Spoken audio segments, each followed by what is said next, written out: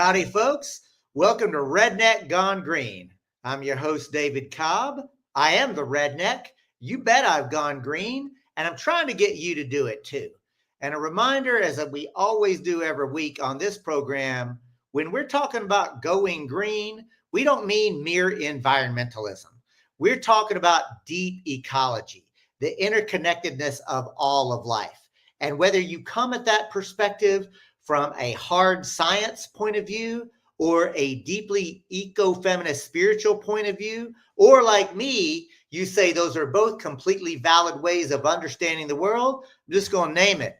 We are connected to all living things in this web of life, and whatever we do to this web, we are ultimately doing to ourselves. And under capitalism, under the enclosure, under the extraction power over dynamic of our current political economy, we are doing it wrong. And that's the whole point of Redneck Gone Green, is to bring to you the voices of people who have a different vision, who are on the ground practitioners of a new way of operating in society. And with that, I want to bring on my co-host, Shane. How you doing, brother? I'm doing pretty good, Dave. It's good to see you again. Hope you had a good weekend. I did. Listen, looky here. My weekend was actually in Edinburgh, the last of my trip. So I am now back in the States and happy to be home. But I got to tell you, brother, I had a good time across the pond, as they say. Yeah, good. I know. I'm glad to have you back. I'm looking forward to also this week. I will be seeing you again here in Manhattan. That's right. Tell us to the viewers, let's give them a little FOMO. What are we going to do in New York City together, Shane? Well, we're going to get together and see what we can do to raise a little bit of money for the organization. I'm going to let you explain who they are, but I'm pretty stoked to see who else might be joining them. So folks, what Shane is getting at is we are going to be at a fundraiser for Glór na Móna. Glór na Móna is an Irish language cultural center in West Belfast who has some of the sharpest politics of anybody I know. I can tell you, I'll just say we do have a member of parliament from Sinn Féin who's going to be joining. There will be traditional Irish music, but there won't be any Irish rappers. So just to let you know, Shane, to level set. However, I can say that what Shane was getting at, y'all, if you don't know about Kneecap, one of the members of that rap trio that's just blowing up the charts and is the subject of a phenomenal movie called Kneecap with Michael Fassbender, one of those young lads was actually trained at Glór na Móna, Shane.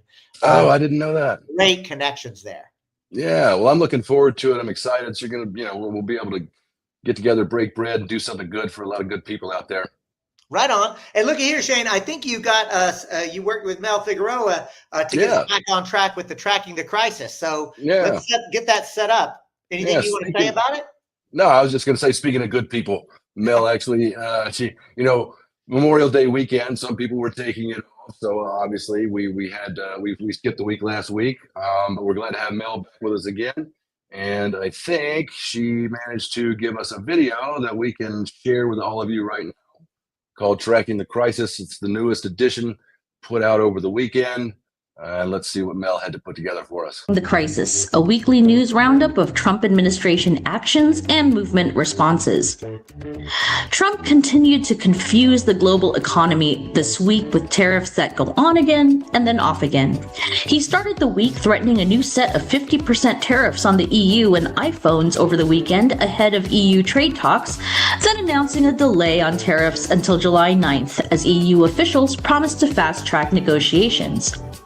Trump's threatened tariffs of 145% on China, which nearly crashed the global economy 2 weeks ago, went down to 30% as Treasury Secretary Bessent pledged to meet with China and markets eased. This week, a federal judge blocked most tariffs, citing Trump's use of emergency powers was illegal, sending markets up. The next day, another federal judge unblocked the tariffs for now, sending markets back down. Wall Street traders who have been navigating this roller coaster for several weeks have begun to place their bets anticipating the wild swings, calling it the taco trade. For Trump, always chickens out. Trump reacted angrily to the nickname when asked about it, which means people should definitely stop doing it, right? After the Trump-backed budget bill passed in the GOP-dominated House and is now being taken up by the Senate, House Republicans returned this week to a scathing buzzsaw of criticism from constituents at local town halls as they struggled to defend the bill's cuts to Medicaid and food assistance. Nebraska Representative Mike Flood was met with a flood of boos and shouting from hundreds of constituents and was forced to admit he did not read the full bill when grilled about some of its provisions. In Iowa, Representative Ashley Hinson was repeatedly interrupted with boos and shouts of liar and fraud as she attempted to defend Trump to constituents. Iowa Senator Joni Ernst really angered her constituents when, after someone shouted people are going to die as a result of the Medicaid cuts in the bill, she came back with, well, we're all going to die. At the Colorado State Capitol, Representatives Lauren Boebert and Gabe Evans were shouted down by protesters with a steady drone of catcalling and chanting from the crowd that continued without pause throughout their hour-long event. That's it for this week's Tracking the Crisis. Sign up for more to read more in our weekly news roundup delivered to your inbox every day at trackingthecrisis.org. Back to you, David and Shane. Awesome. Mel brings it, doesn't she? Yeah, I was grateful for that. I mean, I don't know about you, but I can only take so much during the week. So that the weekends, I usually try to slide back the amount of news coverage that I'm ingesting. And two things. One, the taco thing was actually explained to me Saturday night at dinner by a 22-year-old lovely individual. And I could not stop laughing because I'm waiting for the memes to start rolling out. I went and bought a pack of tortillas this morning just so if an idea strikes and I can wrap up something to make it look like a taco, I'm going to do it. So look, I got to tell you, because I know that our good friend Jasmine is actually watching. I just saw in the comments section. And I don't want to out Jasmine, but I follow Jasmine on social media. And she in DC put out a call to see if anybody wants to join her in dressing up in a taco and twerking in front of the White House, which I like. So I'm just going to say, if anybody's in DC, hit up Jasmine. Taco twerkers at the White House, chef's kiss idea. I love that idea. I hope we get some pictures of that. Well, looky here, I got to say, Shane, that for me, I really appreciate the tagline for the Democracy Collaborative and the Tracking the Crisis. They read the news so we don't have to. That was just a 3-minute video. I do want to remind folks that what Mel puts together is a phenomenal newsletter that tracks both the Trump administration's actions and movement responses. It really is worth it. And I'll tell you the other thing, Shane, that this week's issue especially underscored to me the importance of policy creation. Yes, we have to demonstrate. Yes, we have to protest. Yes, we have to resist. Yes, we have to fight back. But we also have to build the alternative. And part of that alternative includes policy work that can be implemented at the local, state, federal level. And with that, we have a phenomenal guest for you this week, because this week we're being joined by Neil McInroy, who is the Democracy Collaborative's global lead for community wealth building. He's been involved in progressive economic and policy work for over 25 years. He's been named as one of the most influential people in local government in the United Kingdom. He's collaborated with a range of local, regional, state, and national governments all across Europe, Asia, North America, and Australia. He recently served as the community wealth building advisor to the Scottish government. With that, I want to welcome my good pal, Neil McInroy. How you doing, Neil? I'm doing good. It's 11 p.m. at night here, but I'm doing good. I'm really looking forward to this show. So, brilliant. Thanks for the invite.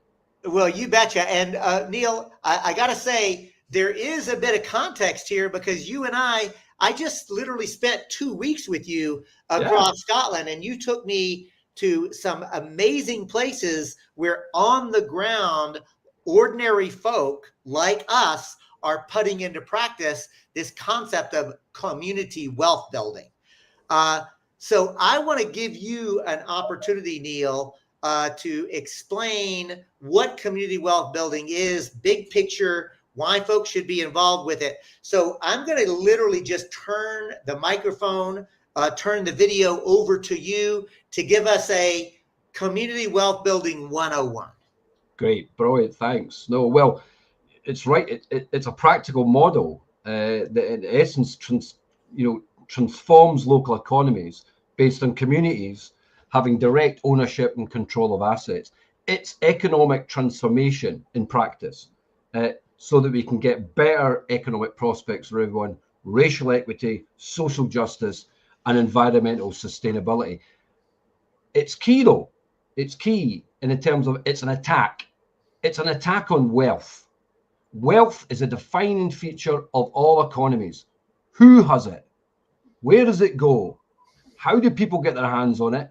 And how does it work virtuously in terms of the planet? And we've got a massive problem with wealth. In the US, 1% own 46% of all wealth, and it's getting worse. Hold on, Neil. I got to ask you to repeat that because that is a shocking statistic. Yeah. So I want you to repeat that for viewers, listeners, to really get grounded in just how bad things are, because this is in the US. Yeah, 1% have 46% of all wealth. And here's another fact for you. 10 billionaires in the US could buy, if you realize their assets, they could buy all food that's purchased at home and all takeaway food. Yeah. And also them 10 billionaires could buy all the NFL teams and all cars that are sold in the USA. Just 10 billionaires. All cars, including Jay Leno's? All cars. Hey, looky here, Neil. I just want to point out you got the Mississippi redneck and the Texas redneck. You got our attention. Yeah. When you said cars, I was like, wait, what? Yeah. So this is an attack on wealth and the wealth extraction, the concentration of wealth. And so what it does practically, it says, let's change the pattern of wealth here. What can we do to start making a different type of embroidery, a different type of mesh, a different type of knitting to where wealth goes? And it thinks about sort of four main sort of key, a kind of techie economic concepts. But here, I'm going to go try and explain them to you. One is money flows. Yeah. The politicians tell us trickle down. Yeah, it'll trickle down to the poor. Well, that doesn't work. Yeah. What we're talking about here is torrent down. We're looking for wealth to flow much, much more seriously to everyone, not just trickle down, but torrent down. Also, we need to think about the thing called multipliers. This is when you spend $1 in a local shop, it tends to recirculate more within the local economy because that local shop is more likely to employ local people. If they make a buck, some surplus profit, they're more likely to reinvest that in the local shop. They're also going to have local suppliers. So it's a multiplier effect. Local spending works virtuously and multiplies within a local economy. It also is about this thing called pre-distribution. You've probably, all your viewers here have probably heard about redistribution. That's redistribution of wealth. Pre-distribution says, hold on here. It's not just after wealth we're going to redistribute the wealth. It's before and during the production in the economy. And that's when it comes into ownership. We need to take more ownership of the economy. That's pre-distributive. And it's also a term called circular economy. This is about thinking about how we think about material and resource use at the outset of production, not just at the end. How do we reuse, recycle, remake our goods at the very outset of production? How do we think about that? So those are the kind of 3 or 4 key kind of concepts around community wealth building. But if somebody could put up a diagram here that explains the wedge diagram. I love that wedge diagram. So we're going to ask Shane if he can throw that up there. And so for those of you who are watching live or watching the video, you'll see the wedge, and it's a brilliant video or image. But for those of you who are listening on the podcast, I want to just explain it, and then I'm going to turn it back to Neil. What we're looking at is an image described as the extractive economy. Then we have a outer circle that says the global economy, and then an inner concentric circle called the local economy. And then there's a wedge busting through that.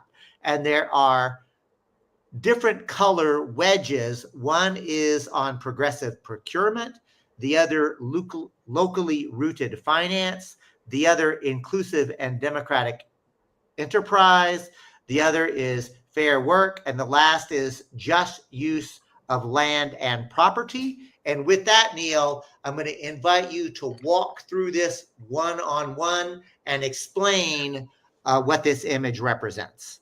Yeah, these 5 sort of wedges represent things we can start, everyday things in policy and practice terms that we can start to make a new pattern of how wealth is used and who it works for. So these are intentional bits of a wider strategy. So if you take progressive procurement, a terrible mouthful of words, but this is about public spending. Yeah, this is about what the state and other big public institutions spend. Now, in progressive procurement, you're thinking they should be spending, they're democratic, it's our money. They should be spending that money on local goods and services, on local enterprises, particularly you're looking to spend on cooperatives and employee-owned firms and community-led enterprises. Every dollar they spend, be it a chair, catering, they should be thinking about local spending first, and those spending in democratic enterprises. So there is a range of stuff in Scotland and elsewhere where you're thinking about how do we make sure that our democratic bodies are directing their goods and services that they need to the local economy and local virtuous enterprises. So our strategies look to make sure we have institutions that have got progressive procurement policies. Locally rooted finance, we know there's a huge problem of big finance that doesn't service our communities. Locally rooted finance is about public banking. It's about community development finance initiatives. It's about us having more democratic control over that finance and how it's utilized.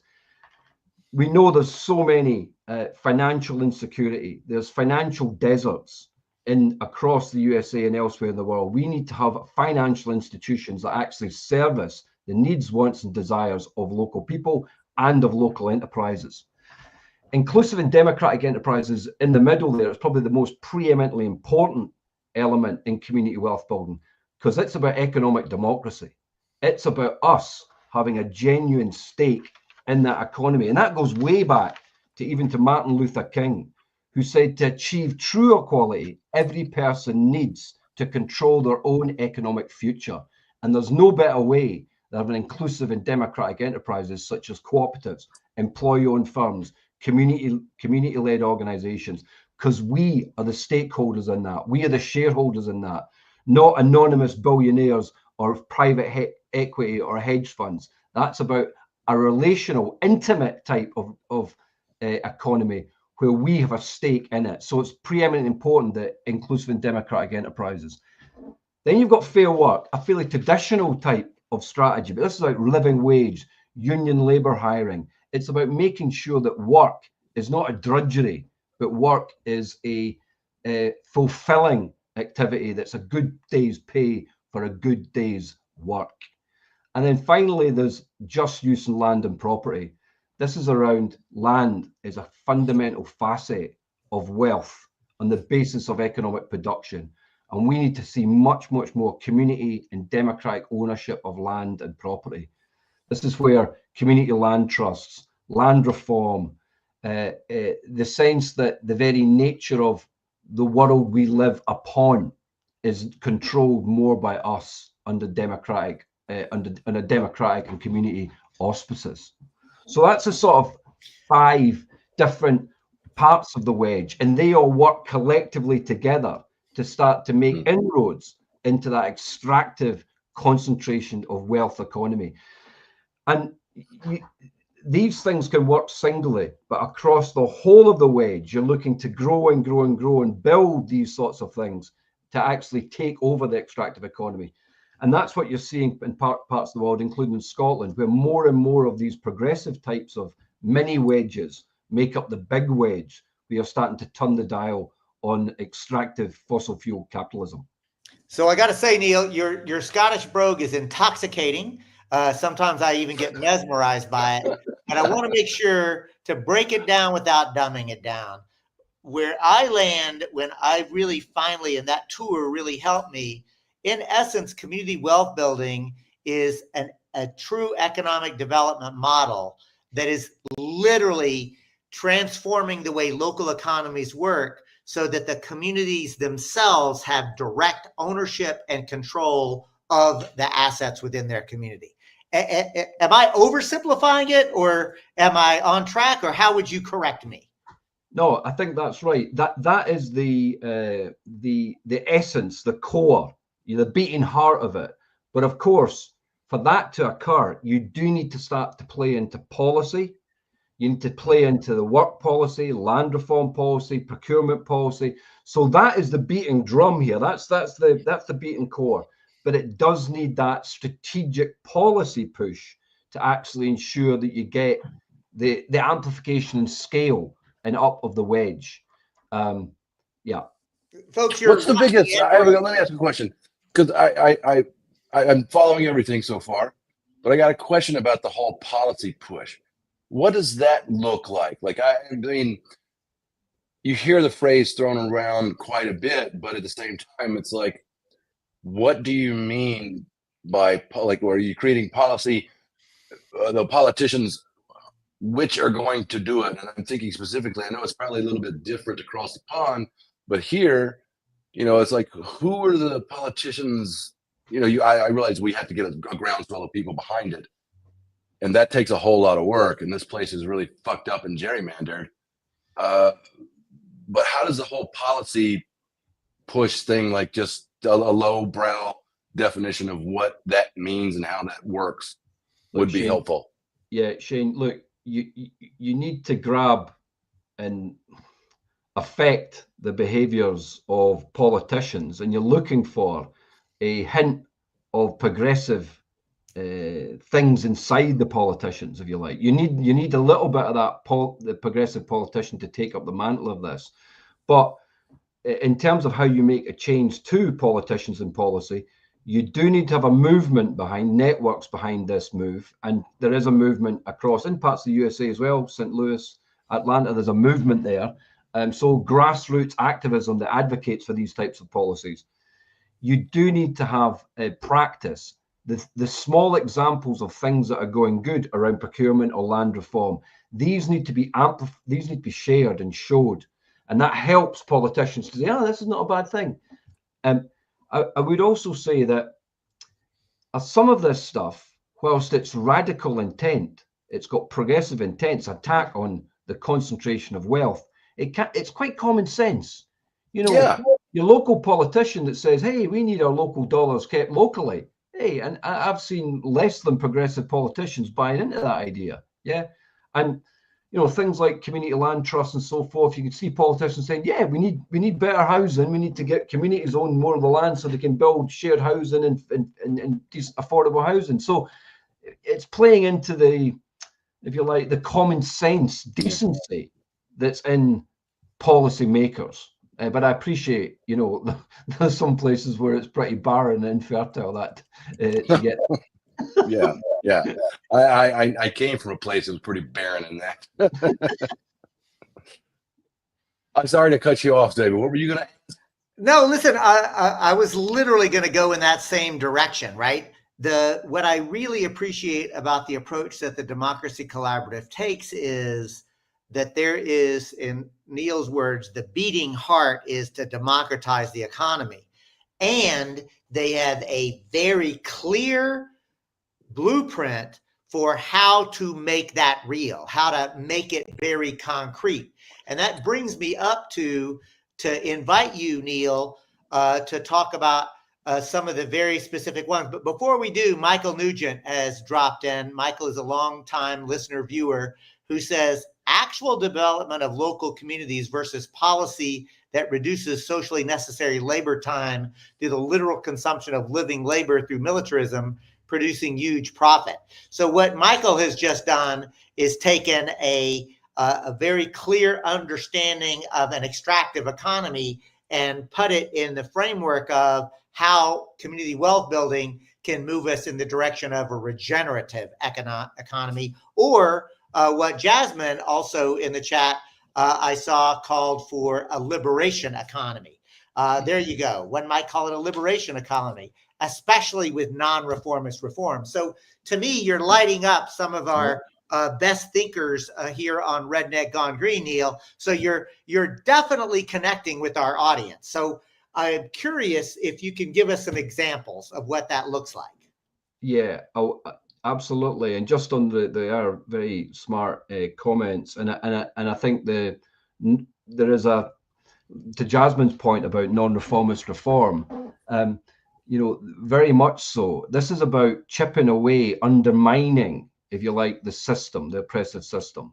This is not revolution, right? It's evolutionary reconstruction, if you like. It's undermining, gradually chipping away at the system that's there. Now, like us all, I'm sure many viewers, we all want change now. Yeah, we all want the big change. I mean, it's necessary for so many communities. But what community wealth building does, it's a precision tool rather than a sledgehammer. Yeah, it's chipping away at the system. And in terms of specific examples, in Scotland, for instance, progressive procurement, we have a duty on all local authorities who have to publish and tell us where their local pounds are going, right? Where is the locals, who's getting those contracts? Mm-hmm. And there's certain targets are set for how much needs to be with local companies, but also with inclusive and democratic enterprises. There's a recognition, that to ensure that wealth is circulated effectively, particularly democratic wealth, taxpayers' money, there's a duty to actually ensure that it's local or inclusive and democratic enterprises get that spend. So there's an example of, if you like, a push from below that's created a policy which actually means that they have to report on it and they have to have a particular percentage that goes to these types of economic democratic firms. In terms of finance, we're seeing before we leave the progressive procurement, I really want folks to understand how incredibly powerful it is. It is a bit policy wonky, but what we're talking about is local governments using policy to select who they're going to be purchasing from, and that can lead to progressive policy changes, especially if you decide, for example, we're going to give a preference for women-owned businesses, or local community-owned businesses, or worker cooperatives, or people of color businesses. I mean, this is a way to use public money to advance public policy. 100%, exactly. And again, back to what Shane was talking about, this is fairly beguiling to politicians because it actually means that their patch is receiving a particular percentage of spend. So it all has to be done transparently. It's not gerrymandered. It's an open tender process, but there's these particular criteria, particular thresholds that has to be met. And so it's fairly radical because it's actually supporting particular groups who face injustice. It's fairly radical in that sense, but again, it's quite common sense and has got a political imperative in terms of supporting the aims of those politicians.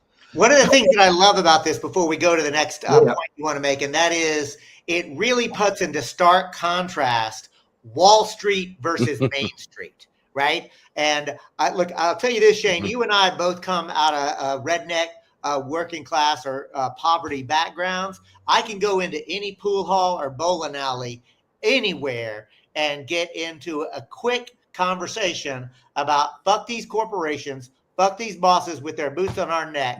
And like, that is not a political difficult conversation to have with other rednecks, is it? No, it's not. The base mentality is there. You're right. Because it's common sense. And that's one thing rednecks are good at. Common sense fixing shit.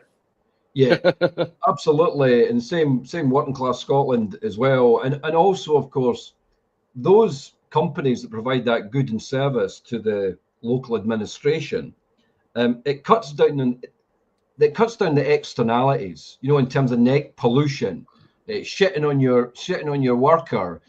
They're known, so it creates a kind of natural surveillance to the actual economic activity, and that's a beautiful thing as well. I think it creates a means by which the provider of the good or service is under a little bit of scrutiny. They don't even need to be a democratic firm. They're under scrutiny because people know who they are and they're watching what they actually get up to. And of course, as I said before, the classic here is when they make a buck out of that contract, they're unlikely to buy an island. They're likely to buy an island in the Caribbean. They're more likely to invest it in the local property, the local activity, and make their own business better. It's common sense. And I was going to talk about finance, really, in terms of the finance pillar. Look, this is a big thing to tackle because you've got international finance, global financial regimes, elites, but credit unions we've got in Scotland where they're growing into banks. You've got a stipulation in Scotland where pension funds, this is usually public pension funds, and they invest a whole range of stuff globally, some of them in horrible stuff, but they're looking to decarbonize their investments. So that's a commitment from some of those pension funds, and also a commitment to have a portion of their pension pot pool to actually be put into local investments, be it local affordable housing, local business development, local land activities. So again, you're seeing a practical way in which the finance system, particularly around pension funds or these growth of particular kind of beneficial banks, to actually work in a relational, virtuous way, in tune with what the locality needs and in tune with what people are wanting. So finance, there's some examples there. Land and property. I mean, in Scotland, land reform is huge. We're a colonized nation. We have seen huge land, average working class peasant Scots removed from the land centuries ago, which was still living on the legacy of that. And of course, many of our fine people moved to your country. We're a land of 5 million people. There's estimates that if we'd not had our diaspora, there'd be like 15, 20 million people in Scotland. We have suffered. And I got to say, I am part of that diaspora, right? Like, there are many of us in the U.S. that descend from those Highland clearances. And so that attachment to the land goes deep in Scotland. And we now have, as part of CWB, Land Reform Act, which means that we have a community right to buy. So if a piece of land comes up for sale, communities can come together and say, hold on, we want to buy it. And there's a moratorium, say 6 months, where they have to try and get the money together to pay at the market price. There's also some small seed funds from the government to help that process. So communities come together to buy any piece of land that comes up for sale, and a moratorium on the sale until we can potentially get the money together. If we don't, well, then it goes to the market and whoever pays the highest price. But it's an important piece of legislation, and many people have taken up that advantage, particularly in rural Scotland. We also have before you go on, you took me to some places that I was literally, y'all, I could not fucking believe some examples of communities like, y'all, islands Like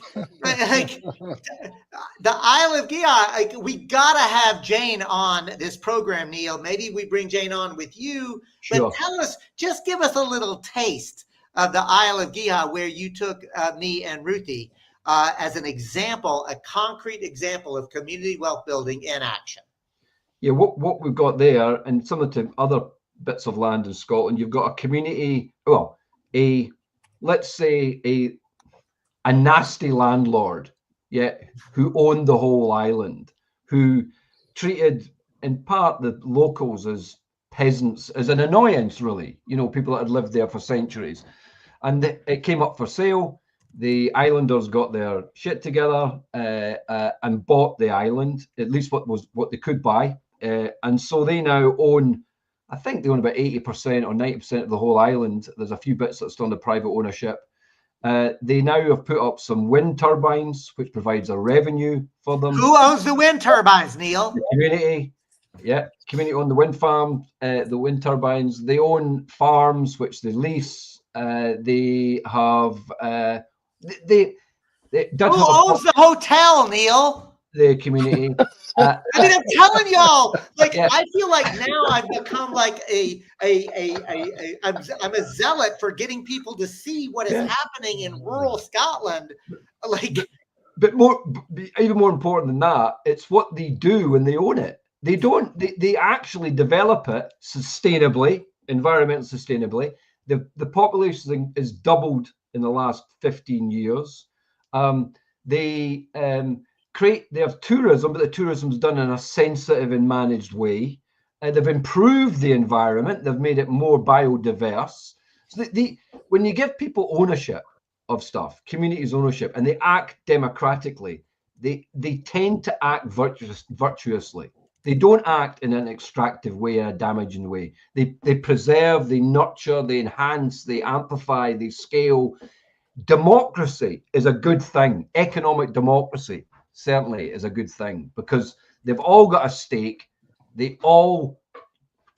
I've been to some of the meetings. These are democratic meetings with a lot of debate and tussle about what you do next, but they come to an agreement and decide where to go. So yeah, it's a great example. There's a few other examples in Scotland as well of that kind of that community ownership on the back of land reform policy. Well, it's sharing, right? It's sharing, and sharing is caring, and it's the opposite of the billionaires. They're focused on hoarding, wealth, fucking hoarding. And we live back in the day. People used to ostracize people that hoarded shit. If you were hoarding food, you were kicked out of the tribe. You were ostracized from the clan. And now it's so lovely to see this happening, because it's a great example of what people can actually fucking do. This is great. And not only that, Shane, I think what David would have seen it, many of your viewers and yourself, we have radical politics. Yeah. Some of these people involved don't have radical politics. They have they're human social beings. They're decent human beings. Yeah, exactly. Figuring out how to actually govern their community. And I'll use this opportunity, Neil. Michael makes a really important point about what this is, the question it's raising. And that is, it raises a question about what the current order is actually producing that helps people, and makes an argument for a producing society. To me, what Michael is pointing out, what I saw in Scotland, is working class folks who are actually doing the business of producing goods and services and actually doing the work, are absolutely capable of making the economic development decisions for themselves. And when they do it, they make better decisions than the absentee landlords do. Yeah, and also there's evidence elsewhere, much evidence that says when you have more economic democracy and there's a producing society, hey, surprise, surprise, we're happier. Yeah. Surprise, surprise, there's less mental ill health. You have in your core a sense of well-being that comes from economic control. I mean, we met so many happy people, didn't we, despite the weather, David? Yes. Yeah. So yeah, definitely what Michael's saying, the producing society and creates a well-being. The other thing I was going to mention was the inclusive and democratic enterprise point. We have a policy in Scotland that aims to triple the number of inclusive and democratic business models in Scotland in the next 6 years, because we know that's a surefire way of retaining wealth within our society and our economy. And that means growing the number of cooperatives, growing the number of community-led enterprises, growing the number of employee-owned firms. And I think it's starting to land that we've got work to do, that there is a misallocation of capital, like across the world massively, where you're seeing bad decisions being made by those people who own a lot of wealth, opposed to investing in their workforce, opposed to investing in R&D, opposed to investing in the next innovation, opposed to investing in making their business more environmentally sustainable. They're extracting the wealth and just buying more shit with it.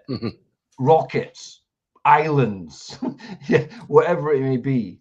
So these forms of ownership, inclusive and democratic enterprises, is a really better way of dealing with capital. It stops the misallocation of capital. It means that those firms make decisions that investing in the workforce, they're investing in R&D. Some of the more innovative firms in the world are actually employee-owned. And we know that, well, there's figures that say they're 9% more productive employee-owned firms than your average public. I want to ground this for folks. Every single study that has been done with solid methodological research has found that worker-owned cooperative businesses last longer. They are more economically viable, which is to say they're more profitable. The multiplier effect that Neil talked about is greater than a traditional business and much greater than corporate franchise businesses. They pay better wages, and they are more beneficial to the local Little League team and local libraries. Like in every single way, by every single metric, worker-owned cooperative businesses are better, period, full stop. I visited many employee-owned firms, and one particular firm stands out that I won't name here, but it was a high-tech engineering firm, and the workers are obviously part of the owners, the owners, and when they work, you know what it's like. You worked in a factory. We've all probably worked in a factory or kind of a job like that, and you're thinking, why am I doing it this way? This fucking thing doesn't work properly, or why am I pressing that button? Because there's better ways of doing that. And you speak to the boss, and the boss goes, "Get back to your work. You're here to do the work. Yeah, forget about the machine. Just press that button, do it that way. That's the way we're doing it. Don't get into that." And an employee-owned firm, it's like, yeah, what's the idea you've got there, Neil? Well, you know that button I'm pressing? It's in the wrong place. The button should be there. You know that bit of machinery that comes along and cuts it there? It's not cutting it right. It's creating too much waste. Can we not get a better machine? That's how you get better productivity, because the employee is invested in their activity. They're not just a wage slave. So it makes sense. Invest in workers, invest in plant and machinery. You're going to get a better working economy. So that's starting to land in Scotland. That sense that economic democracy, employee-owned firms, and cooperatives are a key part to future prosperity and future productivity of the nation. What do you give credit for that? What do you give credit to helping that take root? That idea, the concept of that really taking hold in the people in Scotland. Look, I think it's Scotland's got big problems. You know, we've got huge inequality. We've got 1 in 4 children in poverty. We've had industrial dereliction for decades now. You know, we're Rust Belt in a way. Entirely industrial Scotland, and so we've tried a lot of things. We've tried the urban regeneration. We've tried the big investment coming in. You know, and so it's a sort of slow realization that hold on, we can't, we keep doing the same thing and it's not working. And, you know, let's try something different. I think that's the kind of foothold that community wealth building's got into. It's a sense that, well, we'll try this. It's maybe might work, and parts that are starting to work, and that's starting to convince people. And of course, Scotland's different, Shane. You know, in a sense, there is a social solidarity there in the ether, really. You know, we have a phrase I spoke to David about there called "We're all Jock Thompson's bairns," which means we're all Jock Thompson's children. So we're all cut from the same cloth. We're all homogenous in a way together. Yeah. So even your arch right winger in Scotland, it's still tied to other Scots. The selfishness is there, but it's not quite as aggressive as the American dream selfishness, perhaps. But yeah. I'm not saying we're exceptional. I think there's parts of America that also has that social solidarity, and that is what we need to hold on to in the movements that we're bringing, movements that we're all building, you know. Thank you. I was going to go in that direction. I felt like that was really the key point there about the sense of social solidarity, because that is a big missing piece here, and it's hard to overcome. It is, Shane, but you know, I work across, you know, the globe and also USA, and I think Scotland's no panacea. We have fragments of we have big fragments of social solidarity. You have smaller fragments of social solidarity, and that is what we have to hold on to.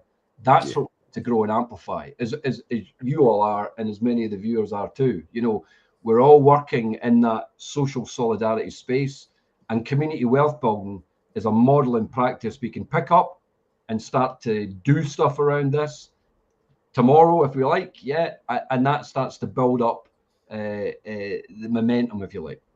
Yeah, cool. Thank you for explaining that. Neil, I want to make sure to give you enough time and space because I know you've got other things to talk about. I'm just noticing the time. So I want to make sure that you've got either other examples or the big picture thing that's going on in Scotland I'll just tease the viewers with. But wait, there's even more. So if this is the time to switch to the Scottish national policy, I'm eager for you to use this opportunity to talk about that. Yeah, sure. And as I said before, we've had movement building, we've had practice on the ground, we've had policy. We now have planned legislation. So there's actually legislation going to go through the Scottish Parliament that is Community Wealth Building Bill, which does three things. Firstly, it says that all local councils in Scotland need to produce a community wealth building plan. So that means some of them, you know, not all of them are doing it. It forces them to do it as a duty to actually produce a community wealth building plan across those 5 bits of the wedge. It secondly says all public bodies, so that includes organizations that are not necessarily involved in economic or social development, need to start to think about community wealth building. So that's your universities, your colleges, your hospitals. They need to think about, for instance, their own spending, their own procurement patterns, their own land and property holdings, their own work practices. And thirdly, it says to the Scottish government, you are now committing yourself to this, and you need to report back to the people of Scotland every year or so on performance and improvement and development of community wealth building. So this legislation, we think it will pass, and so that creates it underscores some of the movement building and the practice that's been taking place anyway. There's one thing that's also worth noting is that there's many other things Scotland would like to do, but Scotland is a small country, but we're not an independent country. We are still part of the United Kingdom. We've only got powers akin to a US state. So there's certain fiscal tax policies we'd like to do. For instance, we'd like to give tax breaks to co-ops, employee-owned firms. We can't do that because we don't have those powers, because we're we're not an independent country. So there is limits to what we can do as a nation. I also say one other thing, which is a kind of side interest of myself, which I've talked to David before, is that Scotland, as said before, is 5 million people.